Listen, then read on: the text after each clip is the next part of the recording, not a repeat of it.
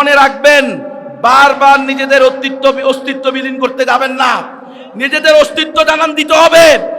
আজকে এই পকেটে, কালকে ওই পকেটে, পরশু ওই পকেটে যদি যেতে থাকেন তো ওলামায়ে কেরাম, হকপন্থী তৌহিদবাদী মুসলমানেরা হেফাজতে ইসলামকেও বয়কট করবে। আমরা দ্বীনের পথে, ইসলামের পথে, তৌহিদের পথে মুসলমানদেরকে ঐক্যবদ্ধ করতে চাই। সারা দেশের মানুষকে শান্তির দিকে আহ্বান করতে চাই। একমাত্র শান্তি ইসলামে। সকল ধর্ম সঠিক, এই কথা আমরা কোশ্চিনকালেও বলতে পারি না, পারবো না।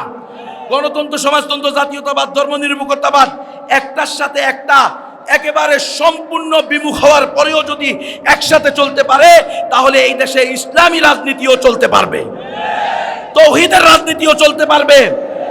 আমি শুনেছি এই মাহফিলকে বানচাল করার জন্য কত ফোন, কত কল, কত চাপ। কোনো চাপে কাজ হয় নাই, রব্বুল আলামিন করায় দিয়েছেন, আলহামদুলিল্লাহ। সাল্লাল্লাহু আলাইহি ওয়াসাল্লাম, আল জিহাদু মাদিন ইলা ইয়াউমিল কিয়ামা, সাদাকাল্লাহুল আযীম ওয়া সাদাকা রাসূলুহুন নবিয়্যুল কারীম। সম্মানিত উলামায়ে কেরাম, প্রিয় হাজিরিন, বিশেষ করে বৃহত্তর নোয়াখালীর জনগণ, আল্লাহ পাকের দরবারে লাখো কোটি শুকরিয়া যে আল্লাহ তাআলা আজকে আমাদেরকে বিভিন্ন প্রকার জুলুম থেকে প্রাথমিক মুক্তি, আমাদের এই জীবনে আমরা বিভিন্ন জুলুম থেকে প্রাথমিক মুক্তির মাধ্যমে আজকে আপনাদের সামনে আলহামদুলিল্লাহ কারাবিজয়ী মজলুম আলেম, যিনি প্রায় 11 বছর 16 দিন জেল খেটেছেন, সেই শেখুল হাদিস জসিমউদ্দিন রহমানী দামাত বারাকাতুহুমুল আলিয়াকে নিয়ে আপনাদের সামনে আসতে পেরেছি, আলহামদুলিল্লাহ। হযরত বলতেছিলেন যে আমার তো চিন্তা ছিল না যে আমাকে আল্লাহ তাআলা মুক্ত করবে, আল্লাহ করেছেন। এটাই হলো আল্লাহ তাআলাতে বলেছেন, ওয়াল্লাহু ইয়াসিমুকা মিনান নাস। তুমি যদি দ্বীনে হকের দায়ী হও, মুবাল্লিগে ইসলাম হও, মুজাহিদে মিল্লাত হও, তোমাকে রক্ষা করার দায়িত্ব রব্বুল আলামিনের। তোমার বিরুদ্ধে যত পীরি বদদুয়া দেখ না কেন, তোমার বিরুদ্ধে যত শাইকি প্রতারণা করুক না কেন, যত নামদারি আর পোশাকদারিরা তোমার বিরোধিতা করুক না কেন, তোমাকে রক্ষা করার দায়িত্ব রব্বুল আলামিনের। এটাই রব্বুল আলামিন প্রমাণ করেছেন, আলহামদুলিল্লাহ। আলহামদুলিল্লাহ, জগদ্দল পাথরকে আল্লাহ তাআলা আমাদের উপর থেকে সরিয়ে দিয়েছেন। এখন সময় এসেছে ফসল ঘরে উঠানোর।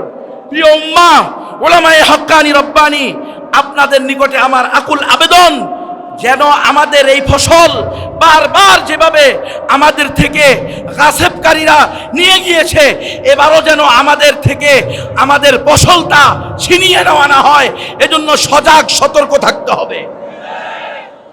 শুধু ইন্ডিয়ার বিরুদ্ধে সতর্ক থাকলে হবে না, পশ্চিমাদের কুসংস্কার, অপসংস্কৃতির বিরুদ্ধেও সোচ্চার থাকতে হবে।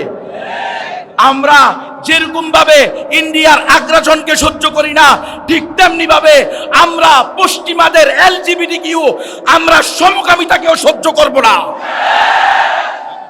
আলহামদুলিল্লাহ, হেফাজত ইসলাম বাংলাদেশের নোয়াখালীর শাখা এই সাহস দেখিয়েছে, হিম্মত দেখিয়েছে।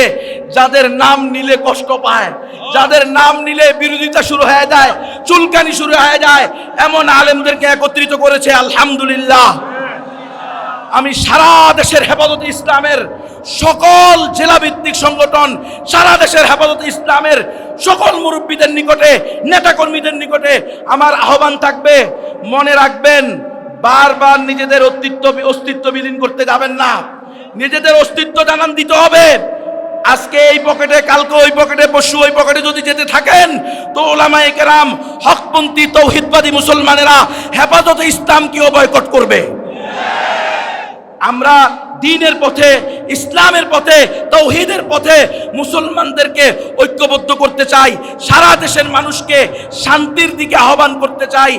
একমাত্র শান্তি ইসলামে। সকল ধর্ম সঠিক, এই কথা আমরা কোশ্চিনকালেও বলতে পারি না, পারবো না।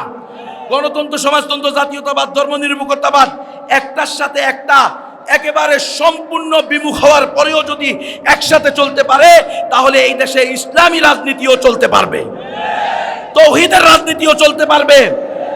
আমি শুনেছি এই মাহফিলকে বানচাল করার জন্য কত ফোন, কত কল, কত চাপ। কোনো চাপে কাজ হয় নাই, রব্বুল আলামিন করায় দিয়েছেন, আলহামদুলিল্লাহ। ঘটনা কি? মজলুমের পক্ষে তুমি না, তাহলে তুমি কে? যারা ঈমানের জন্য, ইসলামের জন্য, তাওহীদের জন্য, কোরআনের জন্য, আল্লাহর বিধান, রাসূলের সুন্নাহ, জিহাদ ফি সাবিলিল্লাহর হক সত্য ব্যাখ্যা দেওয়ার কারণে জেলে যায়, তুমি তাদের পক্ষে কথা বলতে পারো না, তাহলে জাতির সামনে নেতা সেজো না। কথা পরিষ্কার। আমরা মরতে রাজি আছি আলহামদুলিল্লাহ। আমরা জেল খেটেছি, আমাদেরকে 32 মাস জেল খাটানো হয়েছে, আমাদেরকে 10 দিন গুম রাখা হয়েছে, আমাকে একদিন লটকিয়ে কারেন্টের শর্ট দিয়ে সারাদিন পিটানো হয়েছে। এই কথা বলার জন্য যে একমাত্র সঠিক ধর্ম ইসলাম, এই কথা কেন বললা? আমি বললাম এটা তো আমার কথা না, এটা রব্বুল আলামিনের কথা। ইন্নাদ-দীনা ইনদাল্লাহিল ইসলাম। আমি রব্বুল আলামিনের প্রতিনিধি। ইন্নী জাইলুম ফিল আরদি খলিফা। আমি বনি আদম সন্তান। আমার দায়িত্ব উম্মতের সামনে দ্বীনের সঠিক কথা তুলে ধরা। ইসলাম একমাত্র সঠিক ধর্ম। মুসলমান ছাড়া আর কেউ জান্নাতে যাবে না, ইমানদার ছাড়া আর কেউ জান্নাতে যাবে না। তারা আমাকে বলে না, এই দেশ গণতন্ত্র দিয়ে চলে, আর গণতন্ত্র যেহেতু চলে তোমাকে বলতে হবে সকল ধর্ম সঠিক। বলবেন না আপনারা কেউ? স্টেজে যারা আছেন, সামনে যারা আছেন, সকল ধর্ম সঠিক বলবেন? পশ্চিম কালেও সম্ভব না। যে বলবে সে বেঈমান। আমি বললাম তাহলে ক্রস ফায়ার দিয়ে দেন, আমাকে ছেড়ে দিয়েন না, ছেড়ে দিলে একই ওয়াজ হবে। আল্লাহ কয়জন? ধর্ম কয়টা? ইসলাম একমাত্র সঠিক ধর্ম। মুসলমান ছাড়া আর কেউ জান্নাতে যাবে না।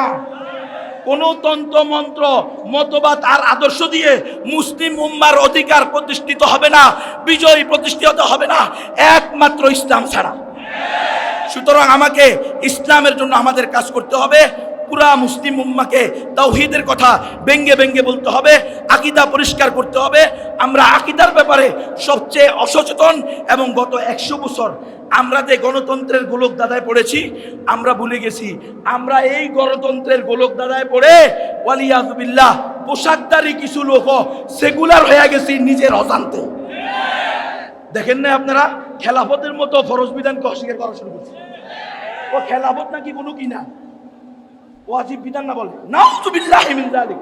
এরা গণতন্ত্রের ভাষাটা এটা নিয়ে ওয়াজিব, সমাজতন্ত্র, জাতীয়তাবাদ, ধর্মনিরপেক্ষতাবাদের ভাষাটা এটা নিয়ে ওয়াজিব। এটাই হলো ইল্লা তাফআলুহু তাকুন ফিতনাতুন ফিল আরদি ওয়া ফাসাদুন কাবীর।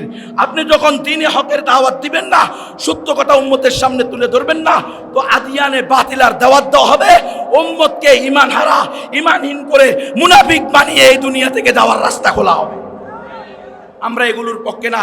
আলহামদুলিল্লাহ, আমি হেফাজতে ইসলাম ফেনী এই নোয়াখালী শাখার নিজামুদ্দিন সাহেব সহ যারা আছেন নেতাকর্মী, সকলকে আন্তরিক মোবারকবাদ জানাই। আলহামদুলিল্লাহ, এই ধরনের প্রোগ্রাম প্রতিটা জেলায় হতে হবে ইনশাআল্লাহ। আমি পুরা দেশবাসী, প্রাণপ্রিয় উম্মাহ, হকপন্থী উলামায়ে কেরামের কাছে আকুল আবেদন করব, আপনারা উম্মতের সামনে এটা পেশ করেন। এগুলো সব ইসলামের ফরজ বিধানের বিরুদ্ধে ষড়যন্ত্র। এই বাংলাদেশে সবচেয়ে মিথ্যা, সবচেয়ে ভুয়া, সবচেয়ে ভিত্তিহীন, সবচেয়ে হয়রানিমূলক মামলার নাম হলো জঙ্গি মামলা। আপনারা আমাকে এর আগেও দেখেছেন, আপনাদের নোয়াখালীতে আমি বয়ান করি নাই, সারা দেশব্যাপী ওয়াজ করেছি। আমরা কি কোনো গোপন ব্যক্তি, কোনো গোপন সংগঠনের জন্য কোনোদিন কাউকে দাওয়াত দিয়েছি?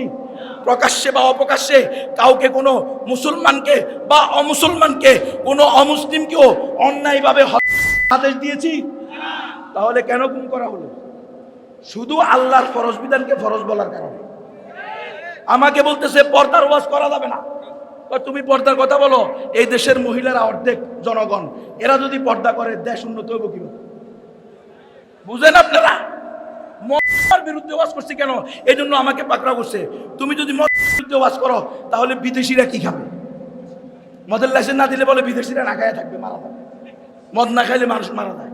তো কত বড় গর্দব, বেয়াক্কল, গাধা দিয়ে দেশ চলতেছে, এটা আমাদেরকে বুঝতে হবে। তো আলহামদুলিল্লাহ, আমি আল্লাহর কাছেও শুকরিয়া, আপনাদের কাছে শুকরিয়া। আমাদের দেরি হয়ে গেছে, আপনারা আমাদেরকে মাফ করে দিবেন। রাস্তায় আমরা ঢাকা থেকে বের হওয়ার পর থেকে যান, মেহরবানি করে কারো উপরে কেউ দোষারোপ করবেন না। আমাদেরই অপরাধ যে আমরা রাত্রে আসি নাই। তো অপরাধটা আমি আমার উপরে নিয়ে সবার কাছে ক্ষমা চাইতেছি। আর ভাইয়ে বলে গেছেন এর আগে, এনাম ভাই, মাওলানা এনামুল হাসান, ওই যে আমাদের হ্যাঁ এনামুল হাসান ফারুকি, জুনায়েদ বাবুনগরী সাহেবের খাদেম, মুখলেস মানুষ, আপনারা জানেন ভাই খুব অসুস্থ, আল্লাহ তাকে যেন শেফায়ে কামেলা আজলা দায়েমা দান করেন। যাদের সহযোগিতা করার তৌফিক আছে তার জন্য হাত প্রসারিত করবেন। বন্যা কবলিত এলাকা আপনারা ত্রাণ দিবেন হেফাজতে ইসলামের অধীনে। আলহামদুলিল্লাহ নিজামুদ্দিন সাহেব হুজুরের তত্ত্বাবধানে কাজ চলতেছে, চলবে। আল্লাহ তাআলা আমাকে সহ সবাইকে আল্লাহর দ্বীনের সকল খেদমাত আঞ্জাম দেওয়ার তৌফিক দান করেন। আমিন। আসসালামু আলাইকুম।